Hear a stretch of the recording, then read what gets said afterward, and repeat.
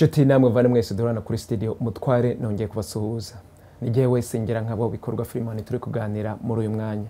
Nkaba ngira ngo mwese mbahe ikaze neza aho muturutse hose hirya no hino ku isi kandi mbifuriza kugira amahoro. Kuri mwe mukiza ku nshuro ya mbere ndagira ngo mbabwire mbasabe ntimwibuke kwiyandikisha. Mukande aho hasi handitse subscribe, share, follow ndetse mukande no kuri iriya nzogera kugira ngo ibiganiro dukomeza kubagezaho bwa buri munsi bibagereho ako kanya mu gihe tukibisohora kandi muze mwisange duhuze ijambo, dusangire ijambo. Kuri mwe mushimye ibi biganiro turi kubagezaho, muduhe igikumwe kireba hejuru, mudutere inkunga, ntago tubyanga. Namwe rwose biri kubarya mu nda mwanzi ibyo turi kuvuga, muduhe igikumwe kireba hasi, mutubwire ko mutabyishimiye, nabyo biradutera inkunga yo kugira ngo twikosore, kuko ibi byose turi kubikora kubera urukundo. Kandi nongere mbabwire ntimwe mumaze kubimenyera, namwe mukibyumva ku nshuro ya mbere. Igihe cyose ndi imbere ya kamera cyangwa se inyuma ya kamera, ndi hano ndi urukundo, ndi icyizere, ndi n'ukuri. Ndi ukuri rwose, ndi urukundo, ndi n'icyizere, ndabibijeje. Mubigenzure, ntabwo mukeneye kundeba ndi imbere ya kamera gusa. N'igihe kamera zifunze munkurikira ibyo ndi gukora. Bibabere umunzani, mubikoreshe nk'umunzani ureba ko ibyo mbabwira bifite ishingiro. Kubw'ibyo rero ndagira ngo twinjire muri cya kiganiro cyacu twabateguriye, tumaze igihe turi kubagezaho, dukomeje no kubagezaho, twise amabanga y'Abanyarwanda. Young people, nimwe nibandaho, namwe mudukuriye, ntago ari uko ntabareba. Mwese ndabifuza, ndabakunda, kandi ni ibiganiro byacu, ntago icyari ikiganiro cy'agace gato k'Abanyarwanda, ni ibya twese duhuriyeho.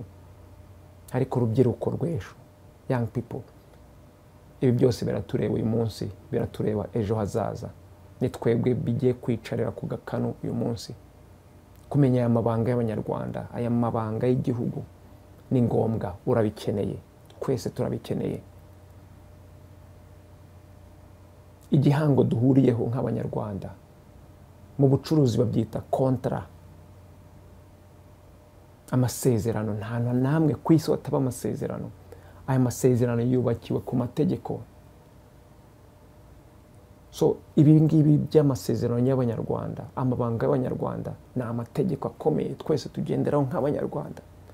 Aratureshyeshya twese. Kutabimenya ubu burenganzira umuntu wari wese kwicara ku gakano, young people, namwe mudukuriye. Iyo utayazi ubu burenganzira umuntu kwicara ku gakano, nawe iyo utayazi ushobora kwicara no kurenganya undi muntu mwene wanyu kubera kutabimenye, kubera ubujiji ubifitiye. Tuve mu bujiji, young people. Nkuko nta muntu kwibutsa guhumeka buri munsi, ukeneye kwihingamo kumenya amategeko akugenga kugira ngo ubungabunge uburenganzira bwawe n'uburenganzira bw'umuvandimwe wawe. Nta faveri uri kwigirira cyangwa se uri kugirira mwene wanyu, ahubwo ni ku nyungu zawe zo kubimenya. Kubw'ibyo rero ndifuza ko tuganira ku ingingo ya 11 y'amasezerano y'Abanyarwanda. Ingingo ivuga ku muco w'Abanyarwanda.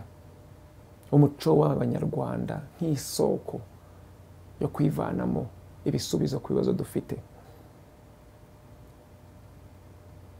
Turi kugendera ku mico ki? Nihe mico dufite? Nihe mico bari kutubibamo? Uhumeka umuco ki? Ugendera ku muco ki? Ugaragazwa n'umuco bwoko ki, young people? Namwe mudukuriye. Ejo hashize, ejo bundi, actually nejo, nari ndi mu nama yuzuyemo abantu bose bakuriye ibihugu byabo, abahagarariye ibihugu byabo muri Afurika no, ndetse n'abayobozi ba hano muri Leta Zunze Ubumwe za Amerika. Harimo abantu benshi cyane. Hari abantu bane baturutse mu bihugu bitandukanye batatse u Rwanda, ndi kubyumva. ayayaya bibyiza cyane. Ndavuga ni kweri abo bantu aribo baserukiye u Rwanda, ibi ni ibya mbere kubyumva. Noneho nk'umwana umwene igihugu nanjye uhicaye ndi kumva ibyo bari kuvuga, numva ngize ikiniga, ndishimye kandi ndanababaye. Noneho ndavuga inti, mu cyongereza baravuga ngo with great power comes great responsibilities. Kuri mwe mutubyumva icyo bivuga mu Kinyarwanda nabisemura nti iyo ufite imbaraga nyinshi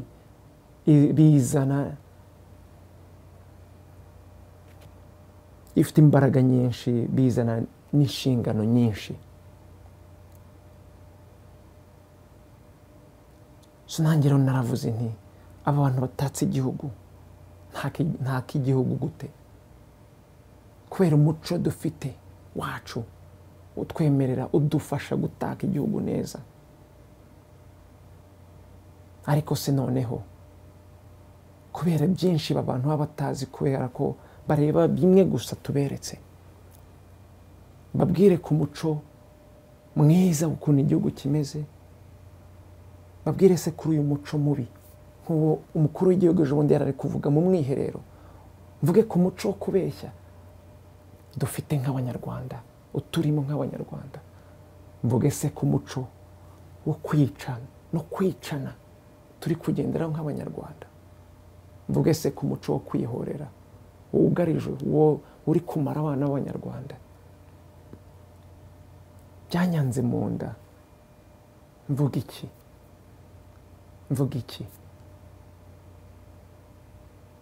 Iyo umukuru w'igihugu ageze aho avuga kumugaragara, abwira abayobozi batuyoboye ati uyu muco wo kubeshya muri ababeshyi, turi ababeshyi, uyu muco ntushobora kutwubaka. Umuco wo kwicana. Nari ndi kwibukira uyu musore Kizito Mihigo ndetse n'abandi banyarwanda bari gupfa imburagihe, abapfuye ubunsi, abapfuye ejo hashize, abakomeje gupfa ndetse tutazigera tumenya n'amazina yabo. N'abana ni bene gihugu kimwe nkanjye nawe. Umuco wo guhishira ikibi, ese niwo nari kuvuga ejo? Iyi mico young people dufite ntabwo ishobora kutwemerera kwivanamo ibisubizo ku bibazo by'ingutu dufite. Kubura amagambo, uko uvuga igihugu cyawe, uko usobanura igihugu cyawe, uko wigaragaza nk'umwene gihugu, kubera ko imico dufite twubakiyeho myinshi itatwemerera kubana neza, myinshi itatwemerera gukora ibyo tugomba gukora. Young people, twivanemo imico myiza, imico y'ukuri, imico y'urukundo, imico y'icyizere. Tureke ikibi young people, tureke kubeshya, tureke kwicana. Uzi kukwica nkanakubeshyera, kuko ari wo muco twubakiyeho, kuko ari wo muco dufite. Ukaba ariko dutaka u Rwanda, bimaze iki kwiyerekana uko utari? Nta gishya munsi y'izuba young people. Sinzi nimba mwumva icyo ndi kuvuga.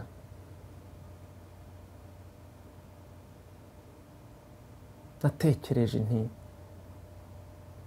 hano abanyamerika baravuga ngo don't put your dirty laundry outside in the open. Bishaka kuvuga ngo ntiwiyandarike ku gasi.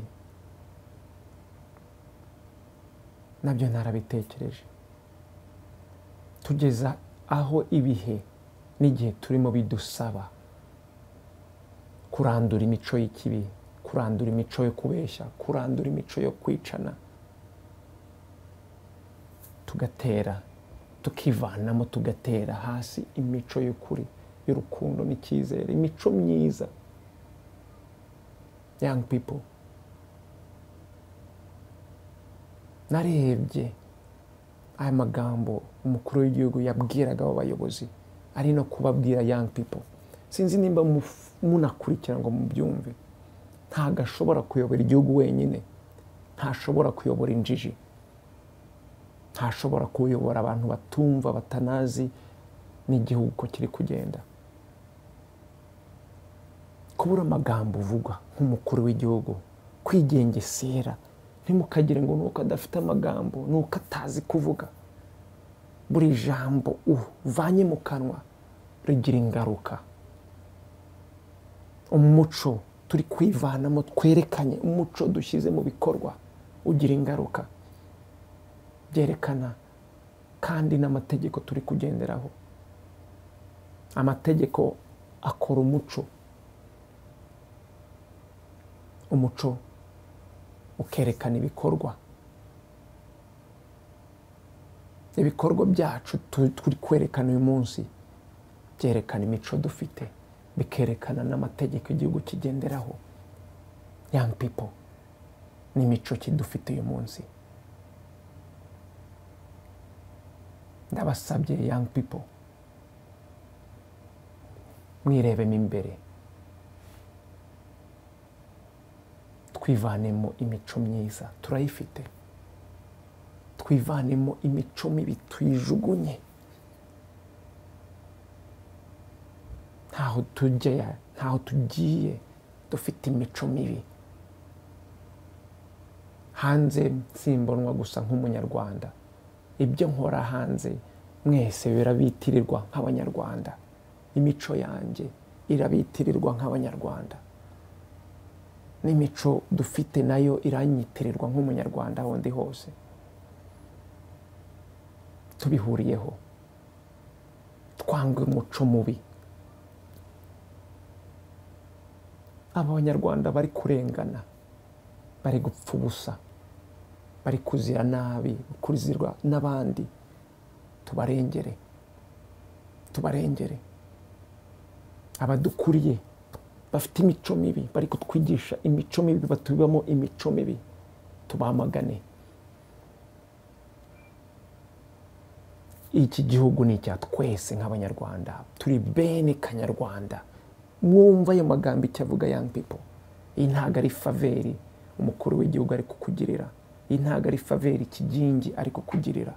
Iyi ntago ari faveri ndi kukugirira.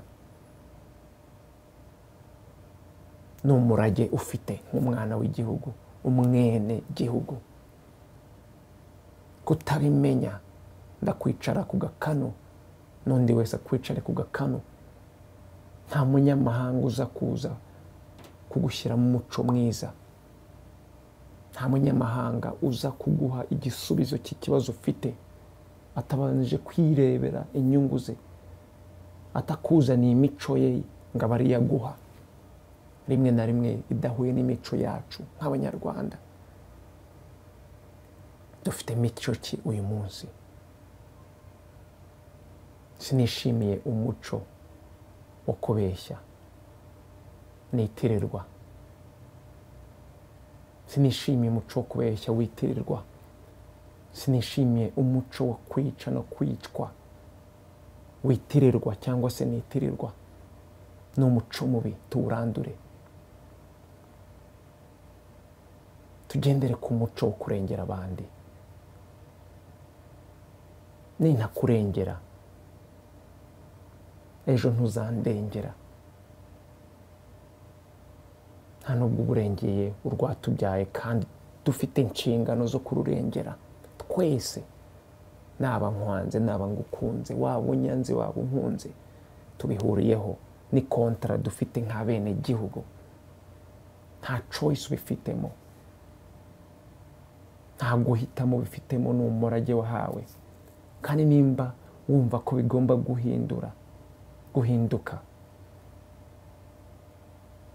ugomba kunyereka ko tugomba kubihindura, kanabinyumvisha kugira ngo ngushyigikire tubihindure.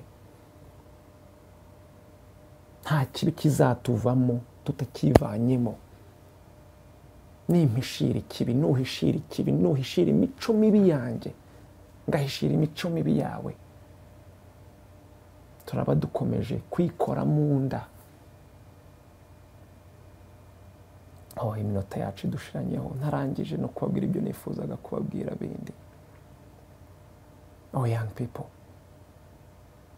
Young people, tugire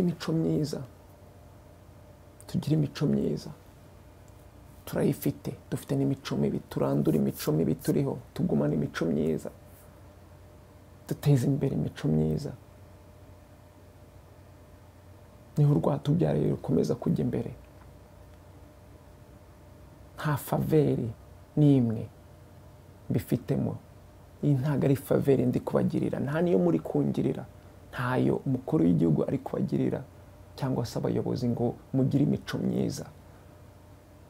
Ni inshingano dufite zo kugira imico myiza aho waba uri hose mu gihugu. Kwihorera ntago ari umuco mwiza. Kwica undi kubera kuvuga ntago ari umuco mwiza. Kuvutsa umuntu ubuzima kubera ko yavuze ntago ari umuco mwiza. Tuwuce young people, tuwuce uwo muco mubi. Ni myinshi dufite, tuyice mibi, twihingemo imico myiza. Ndabashimiye kandi mbashimiye igihe mumpaye. Young people, kuri mwe mu cyiza bwa mbere mwibuke kwiyandikisha, handitse follow, subscribe, share, like, mukande no kunzogera hariya. Muduhe igikumwe kireba hejuru nimba mubishimye cyangwa kireba hasi nimba mutabishimye. Kuri mwe muri mu gitondo ndabifuriza kugira umunsi mwiza, mube productive. Kubageze ku gicamunsi mukomeze mugire umunsi mwiza. Namwe mugiye kuruhuka mugeze nimugoroba mugire ijoro ryiza. Ndabakunda mwese mbivanye ku mutima. Ndabifuriza amahoro, ndabifuriza icyiza aho muri hose. Nigiye wese ngira nkawe Korwa Freeman hano kuri studio Umutware. Ndabashimiye cyane.